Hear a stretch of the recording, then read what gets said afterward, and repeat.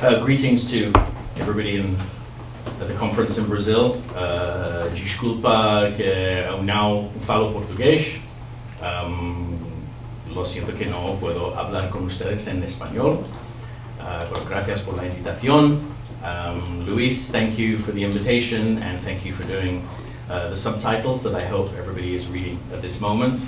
As you can see, we're in a classroom in Penn State. This happens to be a class that we are teaching right now on the conquest of Spanish America, on the Spanish conquest.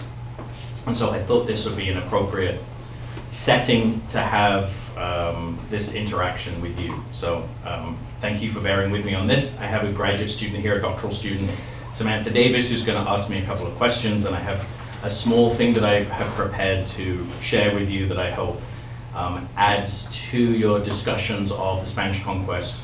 And I know you have been talking about or reading, or perhaps not, but let's assume you have. Thank you. My book, 7 Myths, the Siete Mitos book. Okay, Sandy. So Dr. Restal, your book, 7 Myths, is still being read in English, Spanish, and Portuguese. Do you think that 16 years after its publication, it is still timely, or are you working on updating it? So just in case you didn't quite catch Sammy's question, she's asking if I'm updating the 7 Myths of the Spanish Conquest book. That's an excellent question. Yes, I am.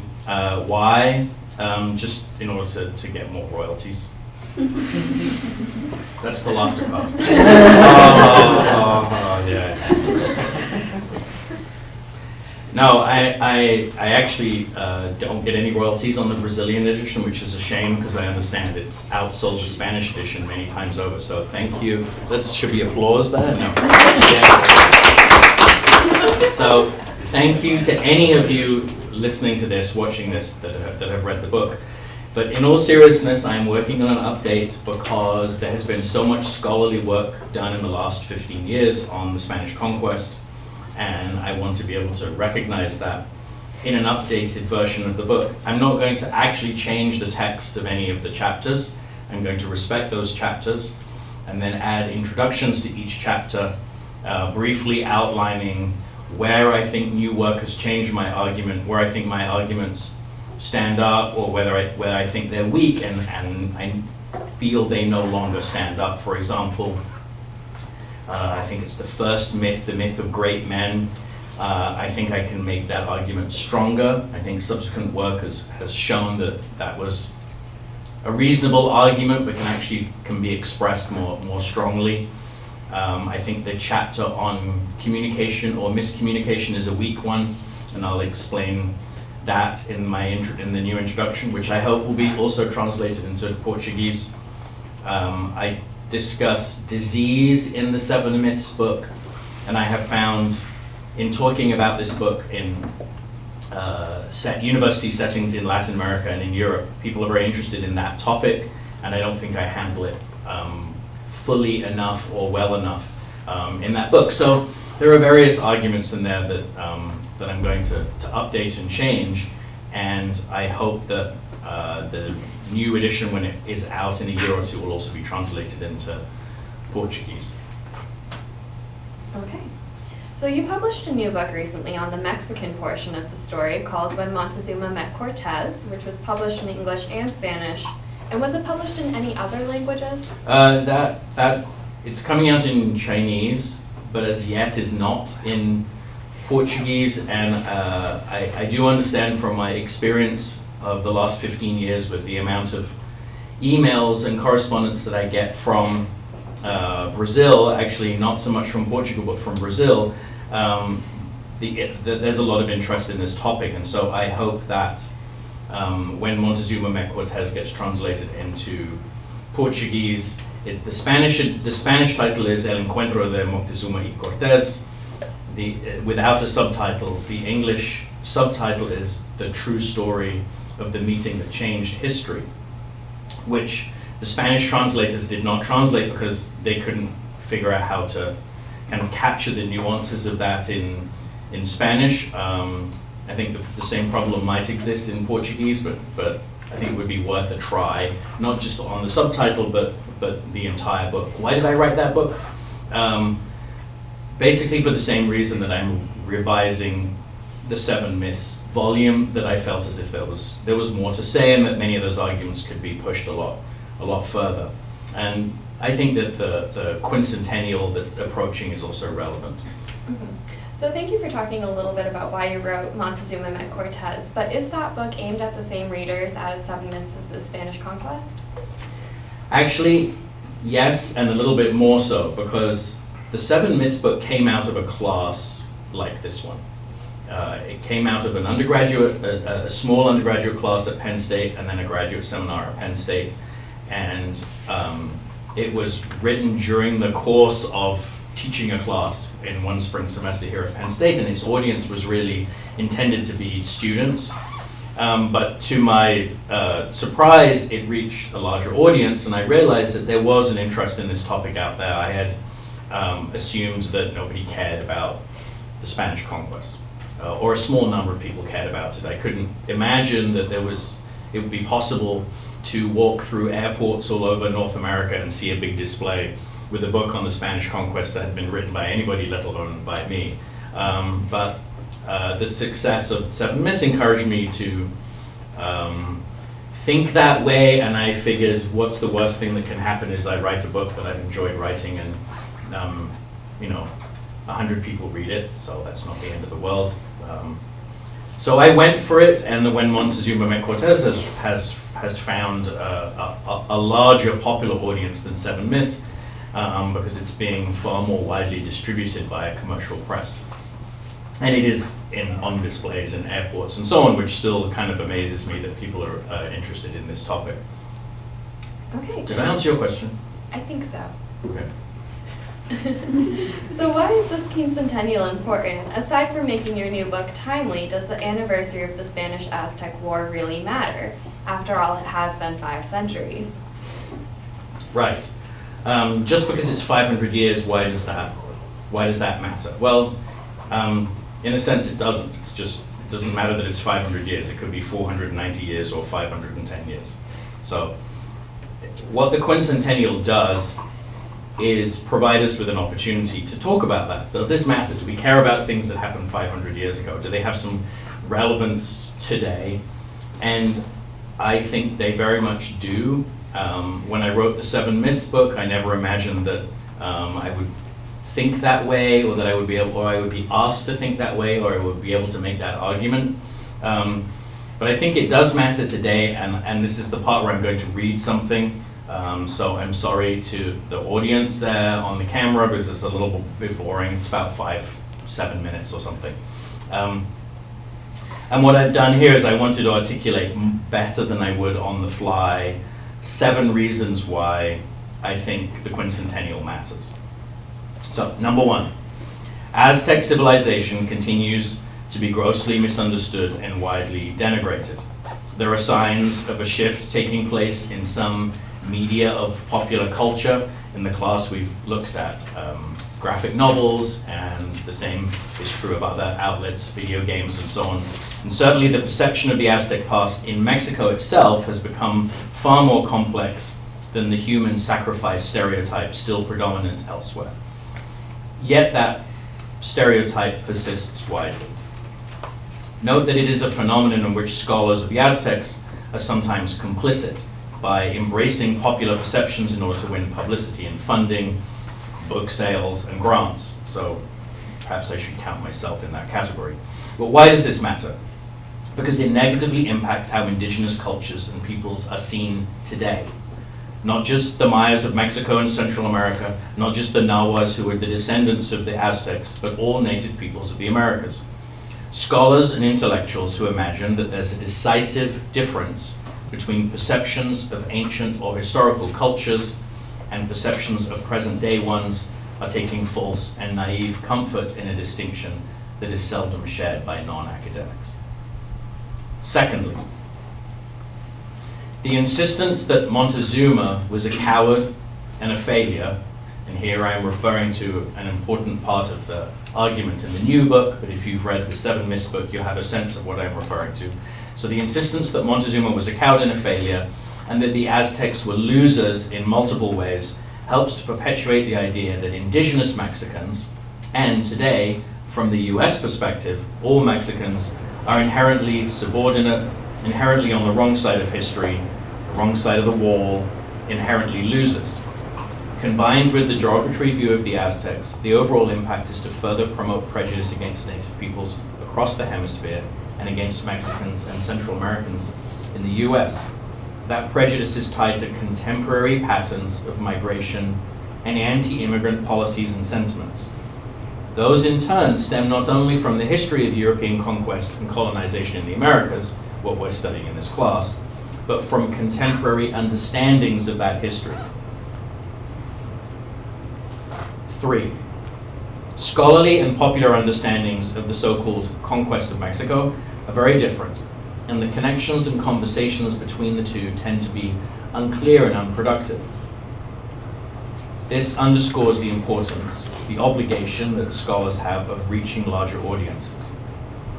This isn't a problem that can be solved by finger-pointing at individuals. It's a systemic, institutional one, perpetuated by the insistence on narrowly defined, jargon-bound articles and books aimed at the narrowest of audiences as the basis for hiring and promotion. Now, I don't know how much this is an issue in Brazil, but it is very much an issue in North America and in Europe, where junior scholars or young scholars trying to build a career are not given the same credit for writing books that reach larger audiences as they are for writing books that only appeal to a few hundred scholars. So that's the issue there that I'm trying to get at. Fourthly, the quincentennial, by its very definition, raises questions of the present-day relevance of distant historical events, and by extension, the relevance of historical methods that privilege the traditional bread-and-butter textual sources of the discipline. This is about the discipline of history at this point. So that is the empirical study of archival materials and other sources hundreds of years old may be crucial for historians to practice their craft, and in this case to better understand the Spanish-Aztec encounter. But in the context of quincentennial attention, is that enough? I suggest that this context prompts, even requires, scholars to cross boundaries of method and discipline, to seize the opportunity to embrace sources typically associated with other disciplines, with language and literature, cultural studies, musicology, art history, and so on, in order to break down those boundaries. To what end? Why? There are many reasons, but one specific to the study of Latin America is the persistent marginalization of the region in all of the traditional disciplines. And again, this is a point that applies more to North America. In Brazil, the point would sort of be flipped and would be the reverse. Right? The study of Brazil, I'm imagining, is going to be privileged over the study of other parts of the world. So if you think of that as a problem and then think of how that works in the United States or in Britain, the history of Brazil, the history of Mexico, the history of the Spanish conquest is consistently and systematically marginalized. Okay, fifthly, this is a point about the military. Dante's going to love this. He's not, but he's open-minded. Military might, especially that of the West, continues to be viewed as something to be admired, even idolized. The insistence that the Spanish-Aztec War is the conquest of Mexico, with military might, technological superiority, and the genius of a general at its heart, only serves to perpetuate that worship of weaponry. The idolization of military men and their hardware has possible relevance to domestic US issues, but my concern here is argued it's part of a larger cultural crisis in the United States. The divide between those who insist that US history reflects a nation consistently pursuing a righteous path, and those who believe that past mistakes must be confronted and corrected, that national soul-searching is fundamental to civil society and progressive policy.